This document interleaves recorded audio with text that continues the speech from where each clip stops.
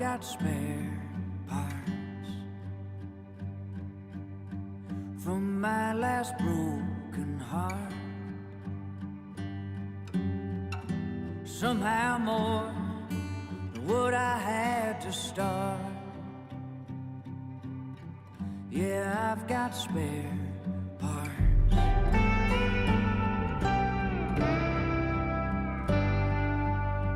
I tried to fix it best I remembered it. I hope it runs when I fire it up, 'cause I got spare parts.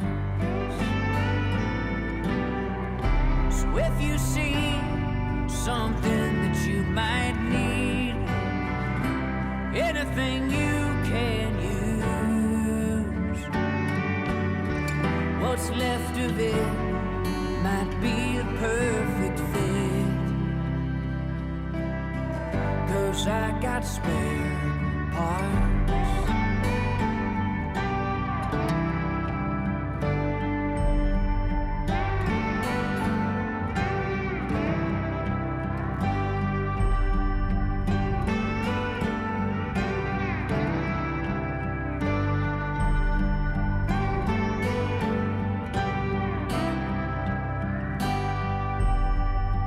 Took a piece of you, like lovers often do. I'll try to make it good as new, 'cause I got spare parts. So if you see something that you might need, anything you can use, what's left of it might be the perfect fit, 'cause I've got spare parts. What's left of it might be the perfect fit, 'cause I've got spare parts.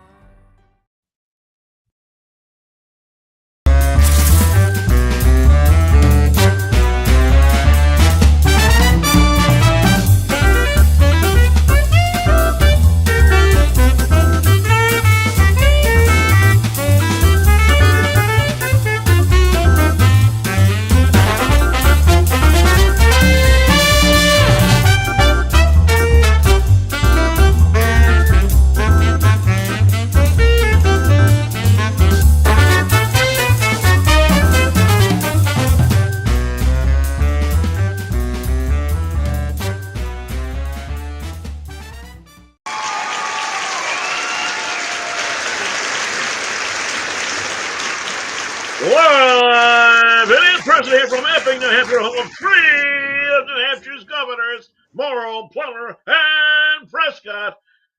Politicking with Mr. B. You want it, you got it, whether you want it or not. We're here, ladies and gentlemen. We've got a hell of a show coming up for you tonight.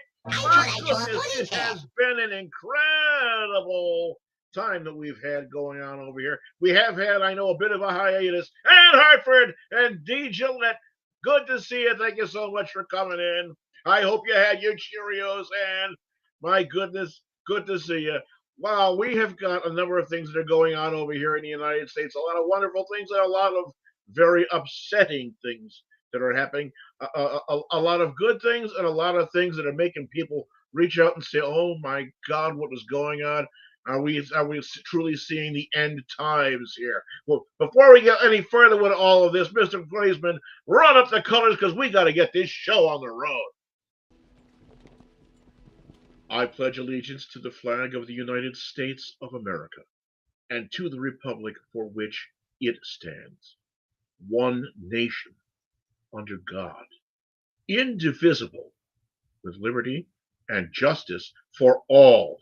And when I say all, I mean all of the people, not depending on where you're from or who you are or whatever else, if you were born here or if you've emigrated here naturally and you've done things the right way, whatever else, if you are a citizen of the United States, or if you are here coming in and vying to be a citizen of the United States, and you do things the right way, you're welcome, of course, to enjoy the blessings of liberty that our country provides. But if you are here illegally, you are illegally here, and it is a wrong thing. It is a crime. Go out. There are people who have done things the right way. It isn't fair to them, and it isn't fair to the American people.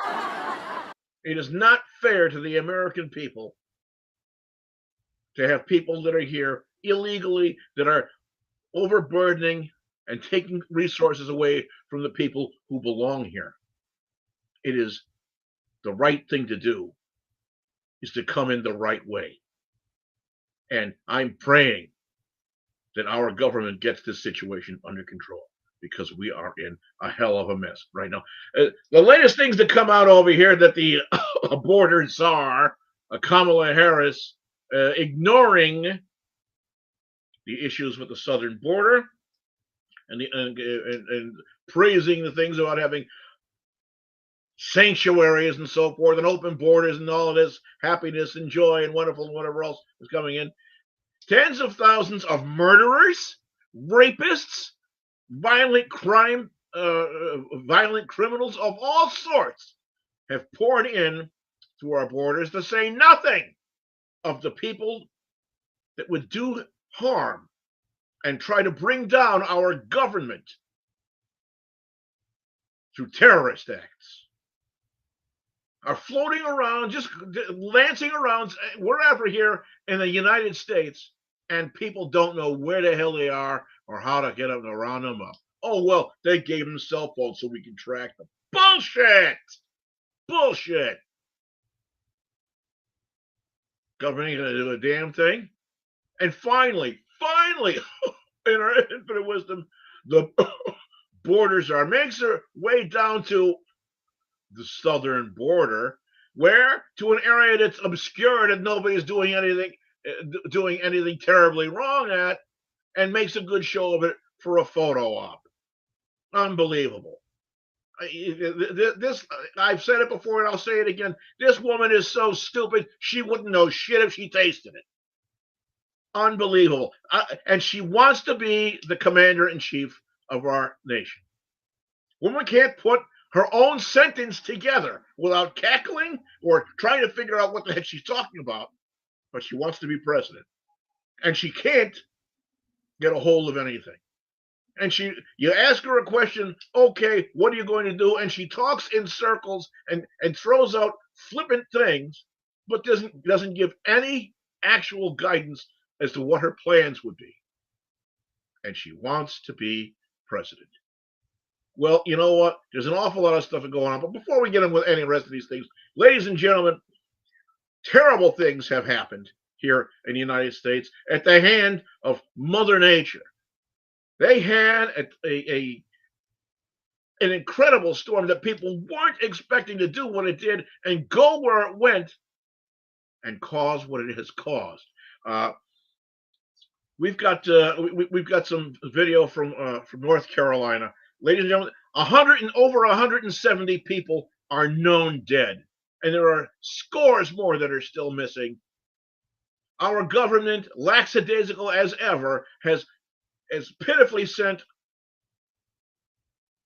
I don't know, Homeland Security or whatever it is, whatever they're calling it these days, in, and unfortunately, they're only in the areas where the news cameras are. If you talk with people in the outlying areas, they haven't seen any representatives from the U.S. government. They haven't had any contact from them whatsoever at all. They don't know which end is up, and they're fending for themselves. But please, go ahead, Mr. Blazeman. Go ahead, launch this video we've got here. Hello? Just inside Haywood County, North Carolina, I-40 at the Tennessee line has been closed, and it will be for the foreseeable future. An almost 3-mile stretch of I-40 eastbound has been washed away in multiple areas. Chunks of roadway that used to be part of the interstate, now on the banks or in the Pigeon River. North Carolina DOT does not have an estimated time for this road to be cleared and repaired, but one thing is for sure, I-40 will be closed for months or longer before it is back open, how it was before Helene. Reporting over Haywood County, North Carolina, I'm Jarrett McDarris. Ladies and gentlemen, this is nothing compared to other things. I'm sure you've all seen things that have been televised, the absolute destruction where entire communities have been flattened and entire districts. North Carolina itself, there isn't one area that hasn't been affected somehow by this. And this is destruction that we have not seen destruction like this since Hurricane Katrina hit. Hurricane Katrina having been a Category 5, which is the highest. This was Category 4, and what they're saying, some of the reason for the damages that were done is because this hurricane went through areas that it usually doesn't go through, and the topography wasn't ready to handle the kind of water and the kind of weather that it saw. We also, before we do, Mr. Blazeman graciously did some work for us. We have live feed video of Beirut, Lebanon. We're going to keep our eyes on because we know what's going on over there, and apparently, you know, and I know that the Middle East is becoming all unwrapped, absolutely, positively. And you can see right now that apparently there has been some sort of an attack. There is a large plume, what we used to call a war cloud, when I was in the fire service, and you can see the orange glow from a large area down inside the city that is apparently ablaze. I believe this was from some sort of an air attack. I'm not certain, but this is definitely something that is going to be continuing and going on. So we are going to continue with this live feed as we go through our own program this evening, so that if something very newsworthy breaks, whatever else, you'll be able to see it before all the other folks or whoever it is. We thank, by the way, the producer of that video for allowing us to go ahead and rebroadcast. Thank you very, very, very, very much. I'm going to continue on with that. Next up, we have something here from a lady by the name of Megan Kelly, and you know what? For those of you who know her or who have seen her, she has a number of things that she does. You'll see a lot of times over on the internet. She needs no further introduction. It's just I want to let people realize that this may be something. It's a viewer discretion advised for the subject matter. But go ahead, Mr. Blazeman. If you want to go right ahead, this young lady formerly from Fox News, if you want to go ahead and roll that, we'd love to see it. The actual lyrics of the song are body crazy, curvy, wavy, big titties, little waist. Lil waist. Yeah. Num. Eat it up. Foreplay. Okay. 3, 2, 1. All my bitches getting these N-word through the quarantine. Yeah. They better know exactly what the F they come to do. Only she says the word. Yeah. That waist, that ass, them titties. Okay. And then took me home, did me long, ate it with the panties on. That very classy stuff. And I guess Kamala Harris saw this actual song and said, I need that at my rally. I need that. That speaks to me. Did it. Ate it with the panties on. Yes, I want it. So I can see why it's controversial. It would not have been my choice. I don't think it's particularly classy for the woman who asks us to make her the first female president. There you have it, folks. Yet another shining example of why Kamala Harris, should be the number one choice you have. That is disgusting to have that kind of music playing at one of your rallies. That's why Megan Kelly just read some of the lyrics to us. Absolutely, do you believe that? There are photographs that are out there of Kamala Harris with her mouth like this and doing other things and making certain hand motions and so forth as well. Kamala Harris has no business being in the public's eye. If she wants to do things like this, fine. Let her go ahead and go to some pole dancing salon or whatever else. But she has no business being in American politics, let alone vying for the very top spot to be commander in chief and the leader of our nation. You know, I'm no saint. I'm no saint. Absolutely not. But for God's sake, Kamala Harris, no. The woman is nasty. She's disgusting. She's scumpa. If anybody knows, reverse to that reference, she's definitely scumpa. Okay, ladies and gentlemen. So apparently, we're not seeing any further rocket attacks coming in now over in Beirut, Lebanon. But we've had some fireworks go on, ladies and gentlemen, with what happened last night over, of course, at the debate between both vice presidential hopefuls, Tampon Timmy Walls and Vance. And I'll be the first one to say it. When Vance was announced and when he came out and presented and so forth, I didn't like him. I didn't like him one bit. I could not get used to him. For the sake of the Trump presidency, I support him and so forth, but I didn't like him. And I saw him last night, and I grew some respect for the man. I truly did. There was some incredible things that were said. When the CBS interviewers or the people that were asking the questions were throwing things out and starting to fact check and so forth, this man had his irons in the fire. This man knew exactly what to come out with, what to say, and he wouldn't take no, and he would not be shouted down. And that is the cojones that this country needs in its leadership, my friend. But of course, there was, of course, the things that had to happen with the Tampon Timmy. Mr. Blazeman, do we have the Tampon Timmy video available? Do we have that? Yeah, I'm getting that. Okay.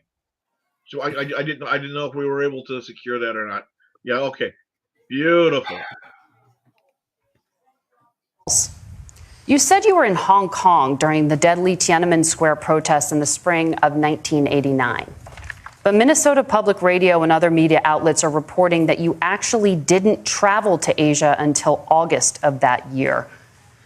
Can you explain that discrepancy? Yeah, well, and to the folks out there who didn't get at the top of this, look, I grew up in small rural Nebraska, town of 400, town that you rode your bike with your buddies till the streetlights come on, and I'm proud of that service. Now, look, my community knows who I am. They saw where I was at.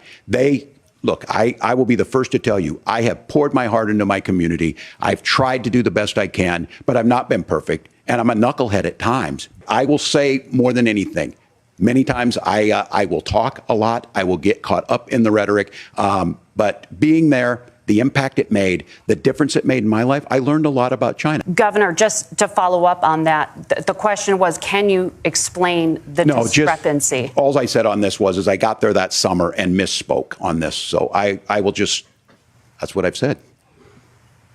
So I was in Hong Kong and China during the democracy protests went in. And from that, I learned a lot of what needed to be in governance.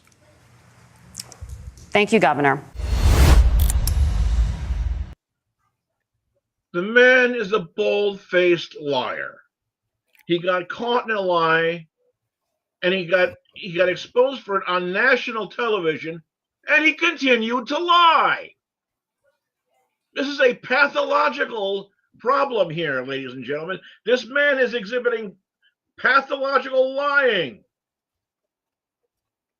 This man wouldn't know the truth if it hopped up and bit him in the ass. How in the hell can anybody think to cast a vote for somebody like this? And that he says the people know who. Yeah, we know who you are. We know what you are. You're a fucking liar in plain English. Pardon my language, ladies and gentlemen, but I'm pissed off about this. I cannot believe that they're putting these people up to run for the top of our government. And people are casting it all aside, paying no attention to it and saying, oh, we want to put him in the office anyway. Why? Because we don't like Donald Trump. Get your heads out of your asses, ladies and gentlemen. It's time to wake up and smell the fucking coffee that this country is going down the pits, and if these people get elected and put into office, we are all fucked. What's up, Doc? I thought I saw a bunny cat. Unbelievable. All right. Well, What's up, Doc? by the way, if you want to call in, we'd love to hear from you. 508-974-4231. Call in live. We want to hear what you have to say about these situations. 508-974-4231. The phones are open now. Call us. We would welcome your call. Hear what you have to say. My goodness. So all of these things going on and so forth. And by the way, while they're all doing is lying and they're snooping around and so forth, the people in the United States are suffering from having been slammed with this hurricane. And now what? Now what? Now what else has happened?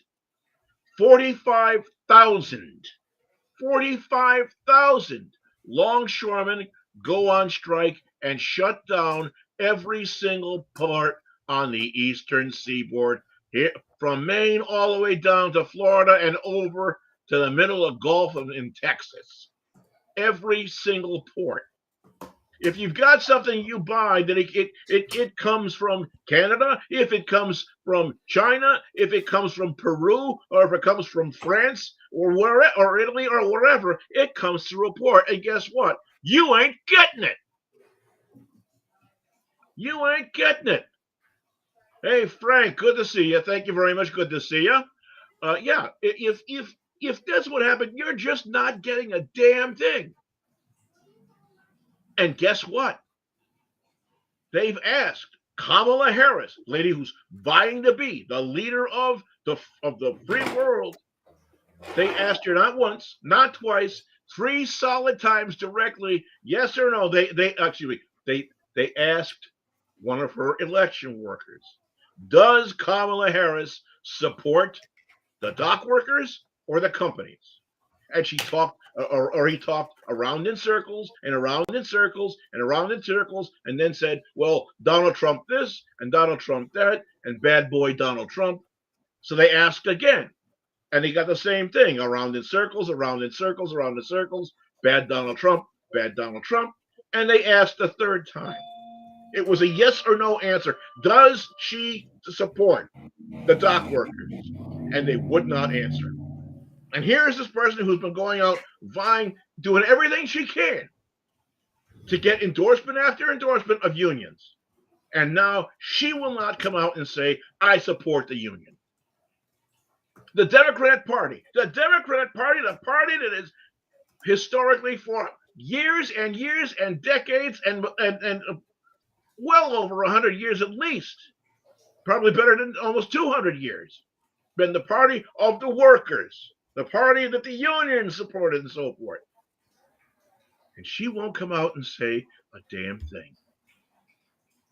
What do you think is going to happen now? And now that these are all shut down, yeah, there's plenty of things that are on the shelves in the stores right now. There's plenty of things, thank the Lord, on the shelves in the stores right now. But already, Americans who have whatever means they have are getting out to their grocery stores, their dollar stores, their pharmacy stores, wherever else that has a retailer, and they're picking up whatever they possibly can. And they're picking their shelves clean. I've already gotten text messages and calls from Mr. B. The stores, we went over to the dollar store today, and half the store shelves were already picked clean for all of these things. We were looking for water, we couldn't get this, and blah, blah, blah. And I can understand some water. Maybe water things have been diverted to go down south to help people out. But also things got just picked out and sold out of the inventory. Horrible timing. Selfish people, unions should be ashamed. Well, unfortunately, yeah, you're absolutely right. You're absolutely right, Ann. However, it does 2 things. Number one, it has a hell of a bargaining tool. But more importantly, these people, and they have, inarguably, they have been warning and saying that this was going to happen. And the current government, the Biden-Harris administration, did nothing to step in to say, look, let's see if we can heal this wound, cut some kind of a deal. If nothing else, at least get a temporary thing done, something. But they did nothing. They did absolutely nothing. And now the American people en masse are going to be suffering from it. And by the way, how do you like going to the gas station like, okay, oh yeah, the prices have been coming down, so oh yeah, perfect, wonderful. Guess what? You know where that gasoline comes from? That gasoline comes up out of the ground. It doesn't come up out of the ground as gasoline. It comes up out of the ground as crude. And they bring that crude by ship, and the ship has to go to a what? A what? That's right, a port, to offload that crude oil. Because we're not pumping it out of the ground, thank you, Joe Biden. No. We were energy independent. We were oil independent. And Joe Biden turned around and said, no, we can't do this. So now we're dependent on foreign oil. So that oil is coming in on boats. And where's that boat going to dock when the docks are shut down? We only have so much in reserve for our fuel, and people burn through it, and they're not thinking about this. Pretty soon, your gas station is going to have a line 5 miles long of cars because everybody wants to go to the pump. And if anything, they're going to start going, they'll probably what they did back in the 1970s with gasoline rationing. Saying, well, you can get gasoline every other day, dependent on what the numbers or letters on your license plate have to say, or things like that. And by the way, how does that, once it's distilled, once the crude oil is brought over to a refinery and it gets distilled and it turns into gasoline and diesel fuel and oil and other things, components that go into plastics and whatever else, how does it get where? It has to get into trucks. And it has to get transported.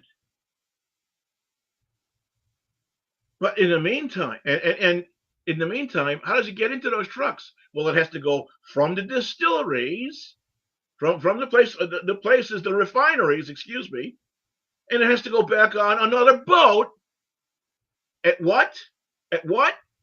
That's right, another port. But they can't do that because the port is shut down, because the longshoremen are on strike. So, ladies and gentlemen, we are now in autumn, and we are coming into our season where, ladies and gentlemen, a lot of people use gasoline for plowing snow and running snow blowers and running generators when the power goes out. And by the way, they also use generators to power up their electric cars. What are they going to do now, ladies and gentlemen? What the fuck is America going to do now? Thank you, Joe Biden. Sit around, suck on your freaking soft serve cone. We're going to take a break over here, ladies and gentlemen. We'll come back in a little bit. I'm Mr. B, politicking Mr. B. I'll bet you weren't expecting this, but guess what? You got it. I'll see you soon.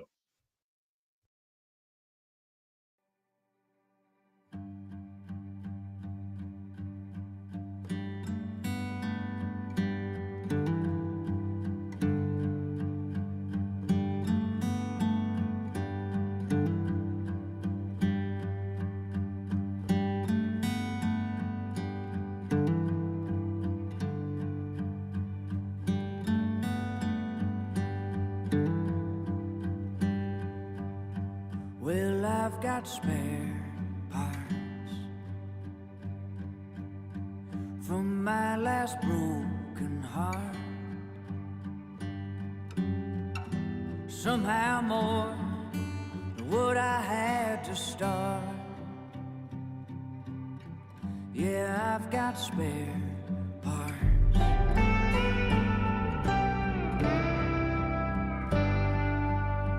I tried to fix it best I remembered it. I hope it runs when I find 'cause I got spare parts. So if you see something that you might need, anything you can use, what's left of it might be a perfect fit, 'cause I got spare parts.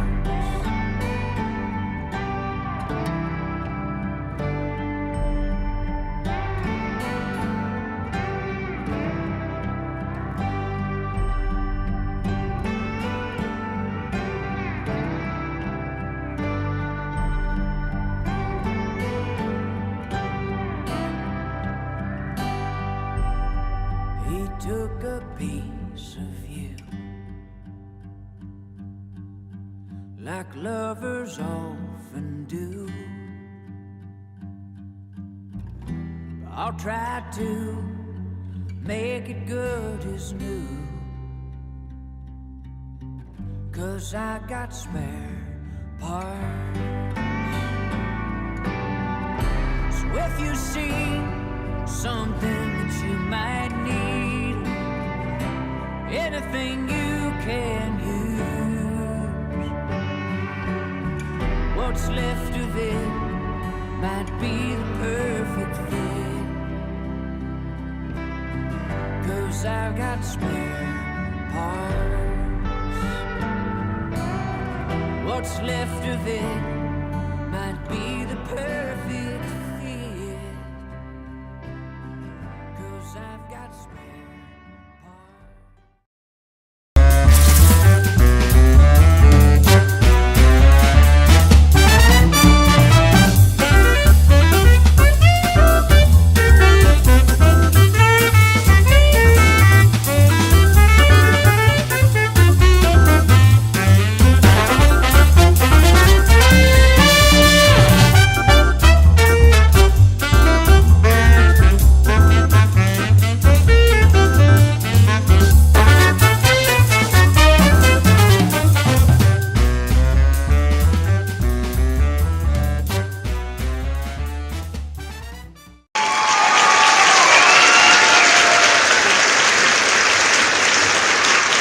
There you go, folks. Hanging around. Politics with Mr. B. Epping, New Hampshire. Glad to see you. Thanks very much for staying in with us. Thanks very much for the viewers from all over the place. We've got Jonathan all the way over in Wales. Good to see you, Jonathan. Wonderful to know that you're there. Great friend of mine. Known you for years. We've got our locals that are here. No matter where you're watching from, whether it's Florida, whether it's Maine, whether it's here in New Hampshire, or out in the middle in Ohio, or we've got viewership down in Kentucky, down in Texas, all the way out in Arizona. Thank you very much for being viewers, ladies and gentlemen. And very true to form, the Iranian government has seen to go ahead and start lobbing ballistic missiles into Israel on, of all things, when? Of course, the eve of the most holy days for the Jewish people. Rosh-Hashanah has started, and overnight, Iran decided to start lobbing ballistic missiles over into Israel. Ladies and gentlemen, this is all coming unwrapped. And we have information from inside sources. It looks very much like American boots are going to be on the ground in the Middle East again. Even though they swore, oh, that's it, we're all done with this, we got our people to pull out and whatever else. That's right. That's right, ladies and gentlemen. The Biden administration has taken an entire navy, for Christ's sake, and sent it over there. And that's not enough. I have been told, and I'm not going to say where or from or what time, whatever else, but there are some very advanced, shall I say, forces that have been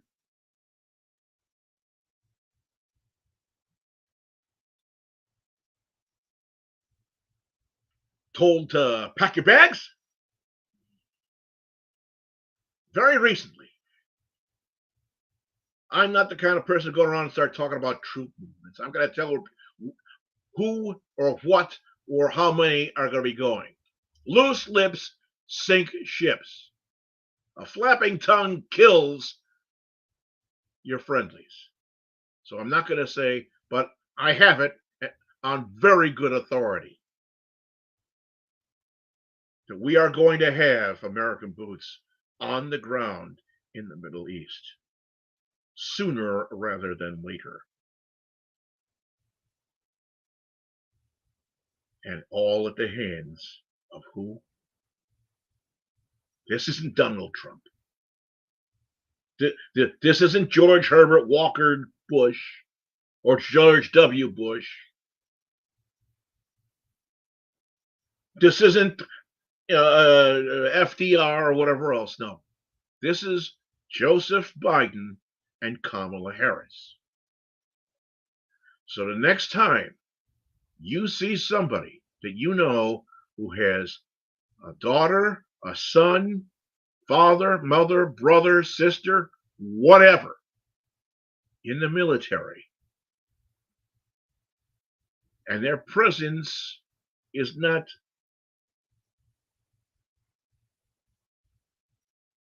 available, so to speak, you know who to thank. After you were told, after a disastrous withdrawal that cost the lives of 13, and you said, we're all done over there. We're not doing, you're not going to see any more boots on the ground. Guess what? You want to talk about epic fail, ladies and gentlemen? You want to talk about epic fail? It's happening. And it's going to keep happening. Mark my words. Mr. Blazeman, how's that video doing of what's going on over there in southern Lebanon? The army has today confirmed the deaths of 8 of its soldiers. But Israeli forces are still on the front foot, striking across Lebanon from the air at will. This, the Hezbollah stronghold of Dahia this afternoon. We're in the southern city of Tyre, our movements constrained by Hezbollah, who accompany us wherever we film. We visit a residential block, now reduced to rubble. This is the aftermath of an Israeli strike that hit over the weekend. You can see the huge level of destruction that it's caused. We're told that practically everyone had already fled the area before the strike, but that several people were killed. At a nearby hospital, we're taken to meet injured patients. 9-year-old Mariam was wounded in an airstrike on her family's home. They hit us with force. The entire roof fell on me. You must have been very scared when it happened. Yes, I was scared. I just want the war to stop and for everyone to stay safe. Doctors here are braced for the situation to deteriorate further. Public anger is directed at Israel. I was watching TV with my son and my sister. Suddenly we were hit and she was killed, this man says. They know no mercy. Much of Tyre, much of southern Lebanon has seen its inhabitants flee north. But not everyone has gone. Why did you decide to stay here? Because my father and my mother lives all their life in here, so they can't go because they they will love to stay here. So we decided to stay here. I don't want to be in a situation where I'm struggling to provide things for my family, her father adds. Everyone here and across this region is braced for further violence. This is real, ladies and gentlemen. Well, with me now is Ghassan Hasbani, a Lebanese MP and the country's former Deputy Prime Minister and Deputy Speaker of Parliament. What do you think is in store for your country over the coming days? Well, let's hope things will end very soon, but there's a huge amount of uncertainty right now with all the events taking place in the south and in the suburbs of Beirut, in the Bekaa Valley. There's a really unprecedented level of confrontations between the Israeli armed forces and Hezbollah on Lebanese territory. Do you support that resistance that Hezbollah is trying to push out? No, from our point of view, from our national political point of view, we have always warned about the existence of a non-state actor, armed, controlling their own decisions outside the state, outside Hezbollah, outside the will of the Lebanese sovereign state and government, taking risks with people's lives, with Lebanon's future, in immersing Lebanon into regional wars. And we're seeing now the results of such a situation that has been left undealt with for so many years. So do you feel they have led you down a dark corner? Well, unfortunately, we've warned many times against this situation, and we have actually been, Lebanon has been dragged into a regional conflict that Lebanon could have avoided being in such a situation.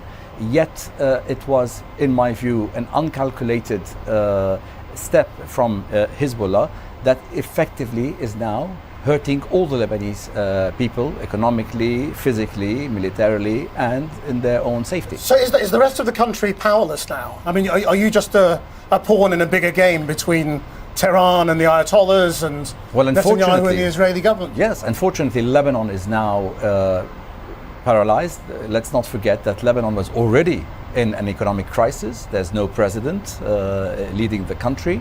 It was already paralyzed, and now it's even further paralyzed in this region. At this time, ladies and gentlemen, I'd like to welcome in my own engineer, Mr. Blazeman. I'd like to hear what you have to say about this situation. Thanks, B. You know, all I really wanted to say, and hello to everybody out there that's watching.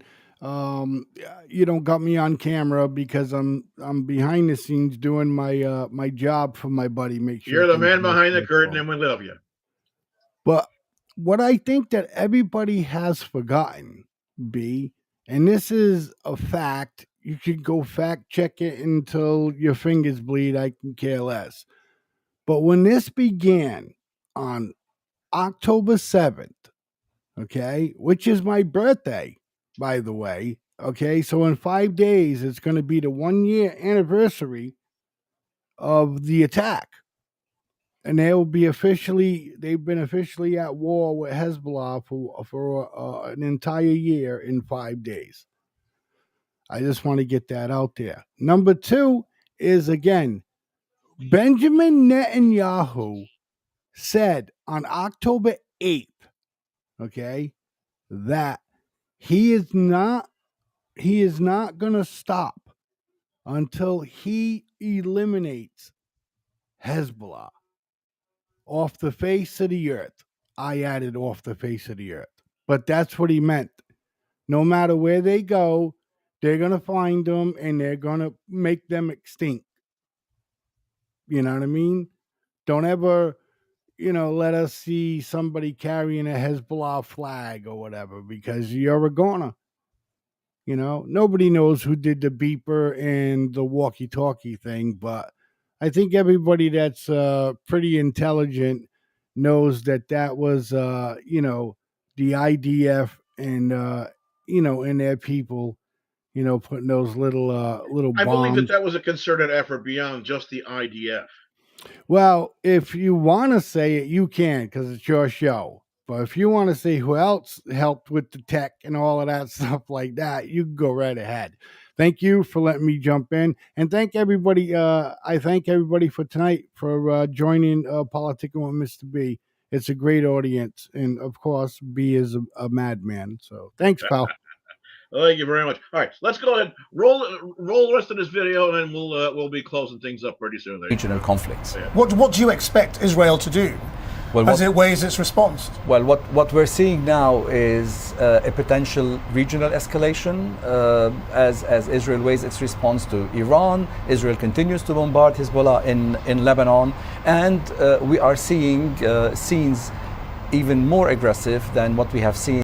Obviously, a little after 6 o'clock local time, the Israeli Defense Force released the composite of photographs, which I think you can see now. 8 soldiers listed as killed. Now, I can send in some details on that. 6 were from the Ergoz Commando Unit, killed in a gun battle with Hezbollah fighters in a southern Lebanese village. 5 more were wounded in that contact. 2 other soldiers from the Golani Reconnaissance Unit killed in a separate attack, and 1 more soldier from that incident listed as seriously injured. On top of that, of course, a captain who was also listed killed in action earlier. But of course, events across the country dominated by 2 things. First of all, the gunman attacking and killing civilians roughly half an hour before the attack from Iran last night. And then, of course, that 181 missiles fired into this the country. video is only fair enough to say, old. not exactly controversy, but debate growing about whether the claims of Israel, the United States, and to some degree the UK about the impregnability of Israel's missile defense. Okay. All right. Do your thing. All right, ladies and gentlemen. So we know what is going on now over in Israel and in the entire region over there is just boiling over, and it's not going to stop. And what has been the response from our government? Well, we've heard Joe Biden say, don't. And we've heard them say that, oh, yeah, we're going to do for this and whatever else, and we support it. But every time they turn around, we don't hear any condemnation for the people of the Hezbollah, of whoever else, the Houthis and the Wadis and this and that and thatties and whatever else, and the Iranians. We don't hear that. And why? Because they're too afraid of certain people, representatives in our own government. They don't want to alienate their friends who have seats representing areas here in the United States. What a fucked up situation that is. Our own B, if I could just government. bounce in real quick, because I got to get the audience to see this. This is live, and it's on YouTube. Okay, Right, and it's Trump live, Trump remark on Iran, Trump speech, Trump rally, U.S. election 2024 news, blah blah blah. Right. What I want everybody's attention to be drawn to is the ticker down the very bottom. And I've only seen these come up on Trump videos. Never on a fucking Democrat video, never on a Kamala live video on YouTube, but this is what they fucking do to Trump. So you don't have to go so far. They live about 20 minutes away. Hold on. But they are unbelievable patriots, and we appreciate it. There's actually about 50 of them. And I often wonder, you know, they're happily married. They're great. Sorry. They're happily married. But boy, their husbands, I say, darling, I'm leaving for a couple of days. We're going. He's going. You're going to watch him again. Yeah. Disclaimer: this, but we love you, and we contain potential allegations that might contradict or are not confirmed. Let me move you. All right, I'll read it. It says, disclaimer: this video may contain potential allegations that might contradict or are not confirmed by CNN News. Unfucking believable, huh? I certainly hope it contradicts CNN's news. Jesus Christ. The shit I'm telling you, Kamala's man. not attacking me. She's I'm attacking telling you. your You won't furniture see that job. on She's any attacking your Democrat that's community. live She's attacking your rally factories. and shit. Oh, you She's know? trying to send all of those Good, jobs. B. Thanks for letting me throw that up Gave you there that for idea your, to cut the for your taxes. All but right. only if Well, you make ladies the and gentlemen, we've got an awful lot of things that have been going on, and we got President Trump that's talking. I think maybe it's time that I stop talking. It's time that I go and tuck to bed a few other things. All right. I thank you very much for coming in. I thank you very much for tuning in. If you liked it, tell your friends. Share it. Bring them in. Tell your friends about this. Bring them to us and see that we can educate. And by all means, don't take everything that I say as gospel. Please, by all means, feel free to go right ahead and fact check. And when you Absolutely. and then when you do, you know that you're not going to have to fact check anything else afterward. I'm Mr. B. My friend over here, Blazeman, in the background, I want to give him a round of applause for all of the work that he's been doing. Thank you very, very much. And all these people, thank you very much. We'll see you again next week. Cheerio, Ann Hartford. I'll see you soon. Take care.